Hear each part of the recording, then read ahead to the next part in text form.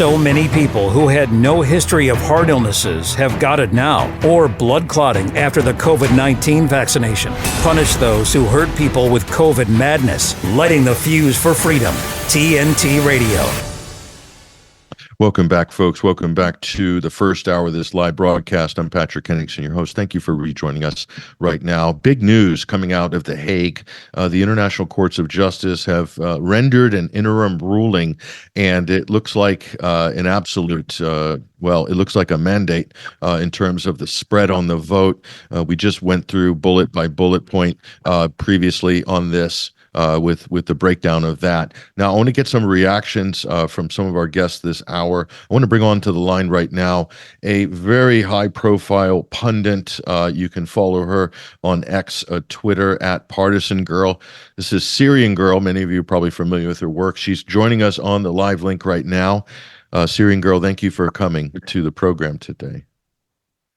Thank you so much for having me here. You are the high-profile Twitter guy also. It's a pleasure to be here. Not as high profile as you, but let's not digress too far on that front. Syrian Girl, what do you think about this ruling? What are your initial reactions to this? Well, if they hadn't ruled this way, then the entire ICJ court system would have been thrown into the trash. You know, the United Nations had already united for peace, which means the majority of countries came together to rule, to bypass the vetoes that the US was, issuing to defend Israel's genocide. And so to go against that would have been a very hard pill to swallow, and it would have just basically destroyed the UN as an institution. So on that respect, it wasn't surprising. But I was surprised that some of the nations that I assumed would side with Israel, in fact, didn't. For example, the United States, Germany, France, UK. I mean, I don't know if the UK was on there. France definitely was. They did not side with Israel. Uganda was the only one that sided with Israel. Even Israel didn't side with Israel on one of the counts, which was interesting. But it was a resounding loss for Israel, this decision. However, there are points of weakness as well that we can discuss when it comes to this court in itself, this entire institution, and the things that were said in there, as well as the limitations that it has. Okay, and what would you say to critics of this from the Israeli side, who are basically saying that this has no merit, it's not enforceable? Basically, their policy is the genocide will continue as planned. I mean, they're a bunch of Holocaust deniers, essentially, aren't they, or genocide deniers? Which is ironic because it's almost Holocaust Remembrance Day, and they themselves said that this whole court was established after the Holocaust. So it seems like now they are the ones that are being bitten by the court that they created. And so they can't really say that the court is, this is the same kind of institution, the same courts that ruled for them after World War II. So they can't deny its words. And they are denying its words. And that opens a lot of, discussion on that. At the end of the day, indeed, Netanyahu and the defense minister, who I think said the ruling of the court was anti-Semitic, which I found to be laughable. Really? The defense minister said that? Yes. It wasn't just the Israeli spokesperson, Noga, on the Twitter spaces. It was the Israeli defense minister who the ICJ, in fact, cited as one of the reasons why they wanted to, that Israel was inciting a genocide, because he said that the civilians of Gaza were responsible for October 7th, and we are fighting human animals. They repeated that quote during the trial, and that same person accused the court of being anti-Semitic. Unbelievable. And that's why they're unbelievable. It's become like a joke, but I don't even know if they realize how ridiculous and comical they're being. I don't think that they do, because they have a warped sense of reality that you would expect from the Jewish ISIS. So, or the Zionist ISIS, if you want to qualify that. Sure. So, Well, so Syrian Girl, even the Israeli judge, ruled against Israel on a number of these counts. So that's pretty incredible. Are you surprised by this? I am. I think a lot of Israelis are. I think it was one count that he ruled against Israel. I can't think, it's inexplicable, but maybe it's a sense of like embarrassment that drove him to it, because it takes a lot to be in these people's positions, to be expected to make these rulings. And I will qualify the Jewish ISIS comment, because I think Max Blumenthal coined the term the Jewish state in the Levant rather than the Islamic State in the Levant, and it is JSOL. They started JSOL. Yes, they started their existence of 3 terrorist organizations: Haganah, Irgun, Lehi, and now they're not acting unexpectedly when they basically don't care about human rights and the law and order. Why would they? That's true. Yes, you're correct. That is a very clever term coined by Max Blumenthal. And look, what about Uganda? This is the strange thing. It's the only country that has voted in favor on all of these counts for Israel. How can you explain this? Well, there's only really 2 ways one can explain it. Either the country or the individual judge was bribed or blackmailed, or, which is the theory that I prefer, is that Uganda as a state is afraid that Israel will go back to the Ugandan scheme, where back then in Germany, they were discussing where to put the Jewish state. And before it was Palestine, they were considering Uganda.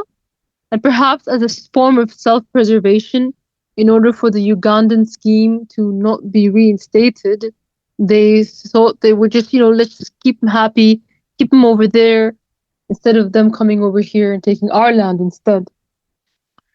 I say that with a little hint of sarcasm. Yeah, of course. There's historical form to back up what you said there. That was one of the locations identified prior to the creation of the State of Israel by the colonial powers. Uganda was like on the short list for the homeland, as it were. But that's absolutely true. So there's a lot of political pressure put on a lot of countries. We saw that, Syrian Girl, before these proceedings. Israel was targeting certain countries. There was reports how they were leaning on diplomats, leaning on what they believe their allied governments to vote in their favor on this.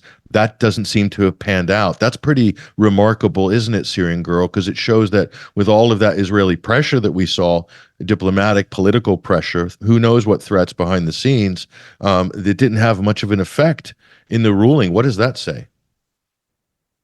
Well, that is, but they did have some effect. I think that the statement that was made about Hamas, that would have come out of pressure by them, because Hamas is not on trial and it's completely irrelevant, and it kind of deflects from the entire genocide that's going on.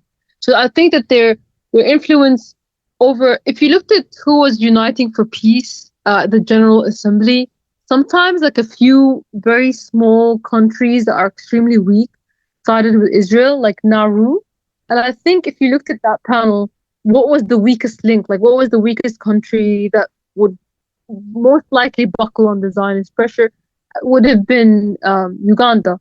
But but it is so incredible that the evidence is so overwhelming. The genocide is so severe. The world is bearing witness to this, that it's undeniable, and no amount of pressure could, it's a testament to how solid the case against Israel is, that their lobby wasn't able to wipe the slate clean for them this time. And one of the things I did note is that the judge, whilst he was reading the statement, I think the president, I forget her, Donahue, maybe that's, correct me if I'm wrong, but her hand was shaking while she was drinking water repeatedly, which I think may be indicative of the amount of pressure she's under to go through with this speech. And maybe she's afraid for her own safety, because perhaps she's been threatened by the Zionist lobby also. So that's it's kind of an amazing global stage here. Do you think that this represents a global consensus, as close to a global consensus as you can? Because going forward, while this isn't enforceable, Syrian Girl, it's pretty clear that the overarching political ramifications of this against Israel, if they continue with business as usual, it could reap a massive backlash. What do you think? The question is, if the court was to rule against the genocide, then it would have a massive backlash, or the repercussions of the results will have a massive backlash? The political repercussions, because obviously this isn't enforceable from the ICJ. Israel does not have to abide by it. But what are the political repercussions for Israel if they carry on business as usual? Well, in a month's time, they are going to come back to this court and they're going to be exposed. If they continue unabated, then it's going to be even worse for them in the press, in the media, and in the world stage, that they are, the genocide is ongoing. Of course, this ruling is an interim ruling, which means that it is not the complete ruling. Unfortunately, the complete ruling will be years down the line. But if they come back in a month's time and they haven't stopped the genocide, then they'll kind of seal their fate with that ruling. And if you know, the way that Israel was sold to the world is kind of like some kind of compensation for the Holocaust, and on the backs of the Palestinians. So this kind of, now that it's the Israelis who are doing the genocide, it's the Palestinians who deserve compensation and have been for the last 75 years. But now it's stated into law that Palestinians are a protected group. This is going to change the political landscape for the rest of time, I believe. It's ground shaking. Sure, and not only that, the official position of Israel and any of its allies who issue a statement today, Syrian Girl, it's going to be very interesting to hear what Washington is going to say officially, to see what Britain is going to say officially, France, Germany, all of these staunch allies of Israel. What is going to be their official statement and reaction to this ruling? And we could really level the charge of genocide denial against Israel and its allies going forward if they do not acknowledge what is clearly been stated here by the court. It looks like the Genocide Convention is now in motion. That's what it looks like. Absolutely. Yeah, go ahead. Not only that, but certain individuals could be brought to the ICC for supporting a genocide by supporting Israel. Okay. Financially, militarily as well. This is the ICC is going to have a field day with especially American politicians who continue to support the genocide, I would say. So, yeah, that's going to open the door to referrals to the ICC as well. It's going to go to the UN General Assembly. It's going to make its way there pretty soon. So while there won't be a verdict, as we said earlier, for a year or two, in terms of the formal legal proceedings, the other wheels of international justice will start to move now, and we will start to see some movement. So look, we'll keep a close eye on this. Syrian Girl, I really appreciate you joining us on TNT, Today's News Talk today. Okay, excellent. Thank you very much. And follow her on X, Twitter, @PartisanGirl. Great account to follow, of course. Get her hot takes, reactions, and tweets and information on this and so many other great geopolitical stories. Let's take a break real quick, and we'll connect with our roving correspondent, Basil Valentine, for his reaction to this ruling. And we'll also try to connect Freddie Ponton in the same segment afterwards. Stay right there. I'm Patrick Henningsen, your host. We'll be right back.